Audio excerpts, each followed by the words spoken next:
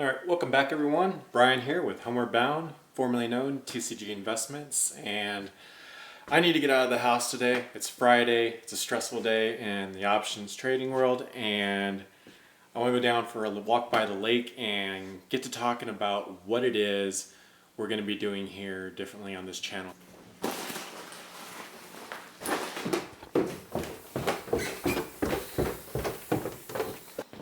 I cannot find my phone to save my life.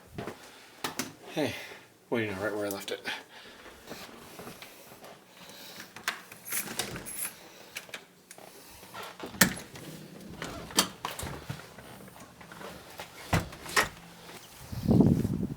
Flowers are coming in great.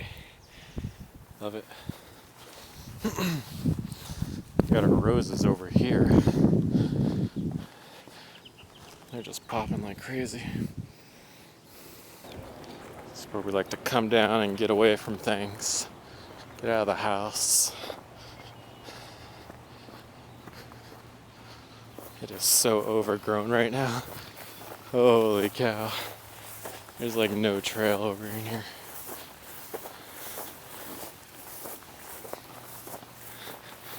Head down by the water. And we'll talk shop. We got big changes coming our way. The whole channel's going different direction, you know.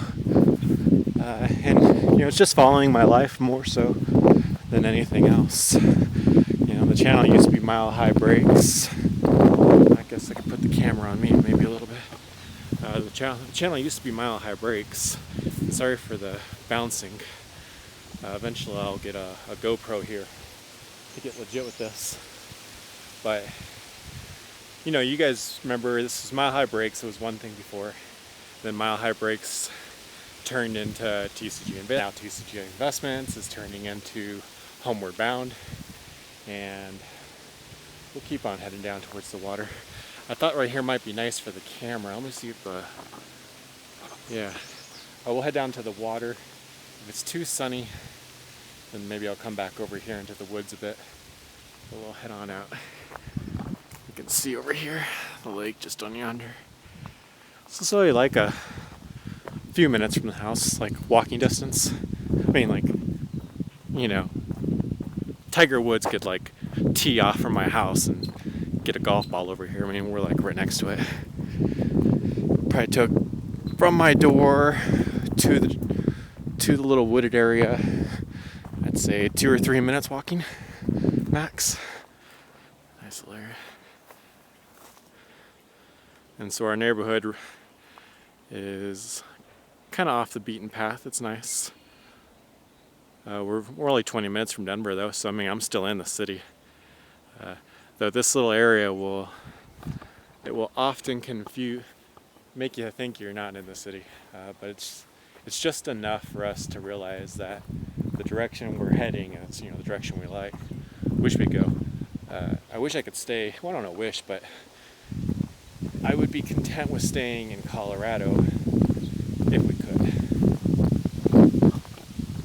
Unfortunate part is land in Colorado is insanely expensive. So expensive. But it's part of why we're gonna get to go do what we want to do, But so it's it is what it is. But let me get around this corner. I'm new to talking to a camera, so I'm a little worried about coming up on people and looking like a weirdo. Hold on. The house, according to Zillow, goes for so much. It's crazy. Blows my mind. Living in this neighborhood blows my mind, to be quite honest, guys. I've only been here a couple years.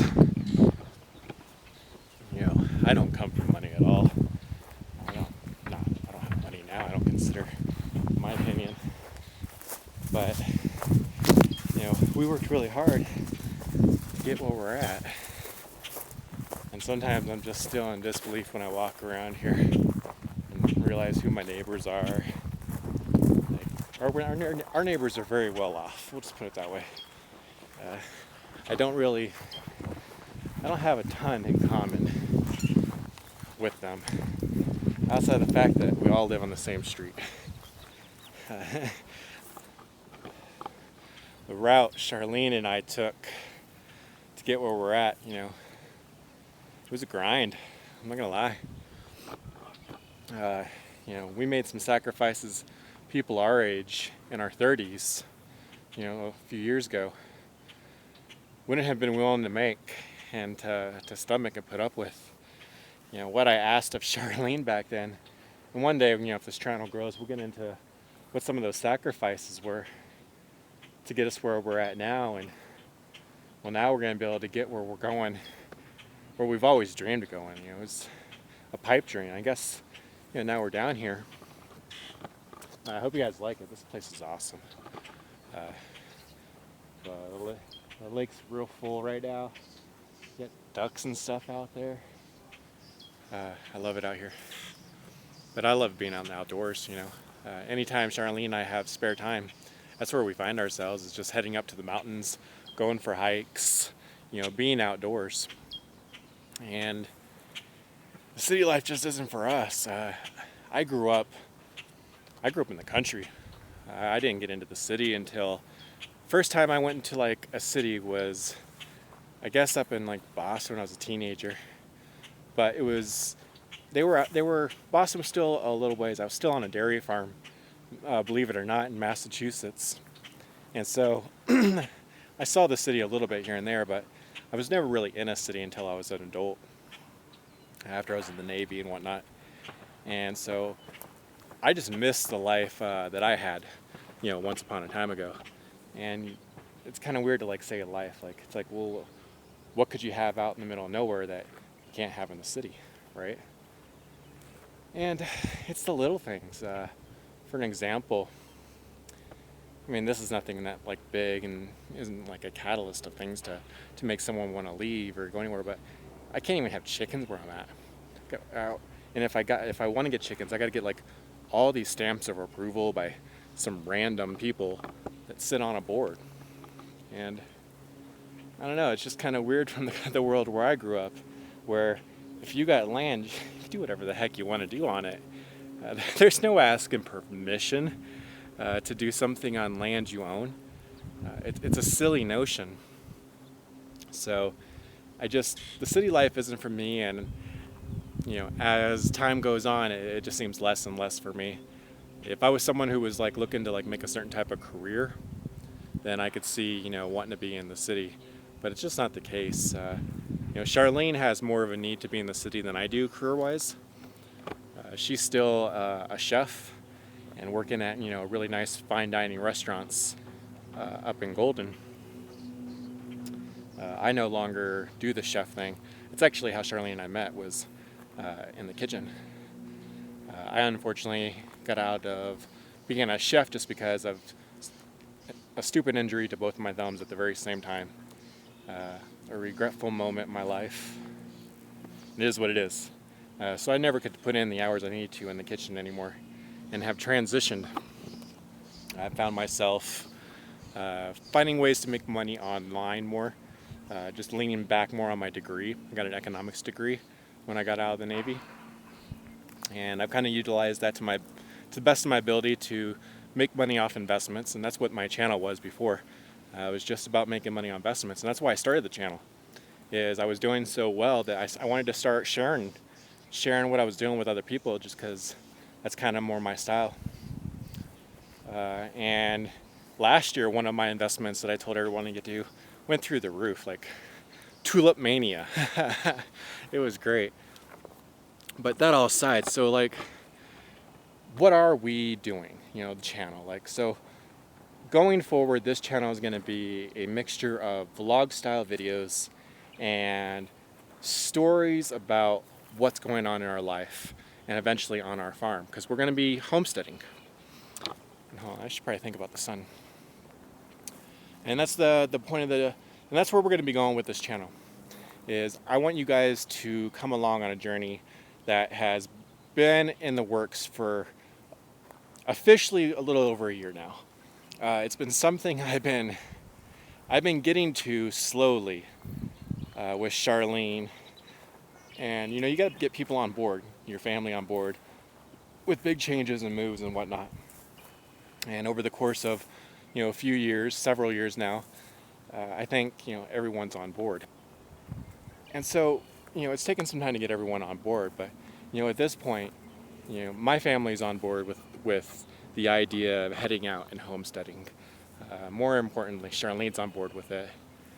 And I knew she would be. There was a time, in our relationship where I started noticing the things that really made Charlene happy. I mean, obviously I've always noticed that, but over time you really start to pinpoint the things that really light someone up. And cooking's always done that for Charlene. But over time I started realizing there was one other thing that does it for Charlene as well. And that's animals. Oh my God. I don't know if it's growing up without animals or what, maybe the rose petal glasses a little bit, but I grew up on dairy farms and with a lot of animals, and I love them too. I actually prefer to have a world of animals around me than not. But Charlene, she's like crazy about them. Crazy. And I know that Charlene would give up all this city life, the golden shackles, for a chance to have a simpler life that was just filled with things to take care of. She wants that so bad. Nothing. All right, that's fine. Question for you. If you can pick this life with this really nice house in this nice neighborhood, but you're never gonna have any animals, but you get to keep the career and the life we have, would you choose that? Or would you choose buying a bunch of land in the middle of nowhere, but you're going to get to have all the animals you ever dreamed of? Which life do you want? Land and animals. Land and animals, heard. Land and animals. And I saw that, so I started making the changes and things that needed to happen about a year ago, last summer, to be able to make this start happening. And I've wanted to start shooting about it even sooner, but I just never knew if Charlene was going to be fully on board with it. Heading out to the country to start homesteading and raising a family out there is a big ask for a girl who grew up in LA. She grew up in LA. She's a career woman. She's a head chef. She's grinded it out in the alpha dude world for a long time to get where she's at. And now I'm at the height of it.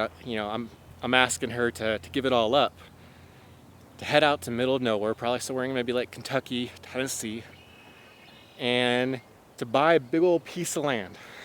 Let's sell our home, buy a giant piece of land, and let's build our home and our future on it, whatever that means. And that's a big ask. How do you even get someone there, right? Let's go from A to Z.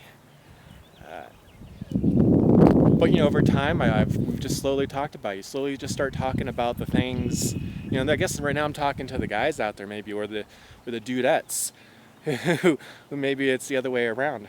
You're the one who wants to go out homesteading, and your husband or boyfriend likes sitting on the couch in the city, and you want to get him out. Whatever your situation might be, you just got to start talking about the things you like in life and really drilling them down and making it the topic of your conversations. You can't just come at someone and be like, hey, let's change our life completely because I've been thinking about something for a long time now and I want to act on it, right? Like, that doesn't work. You gotta bring people along for the ride.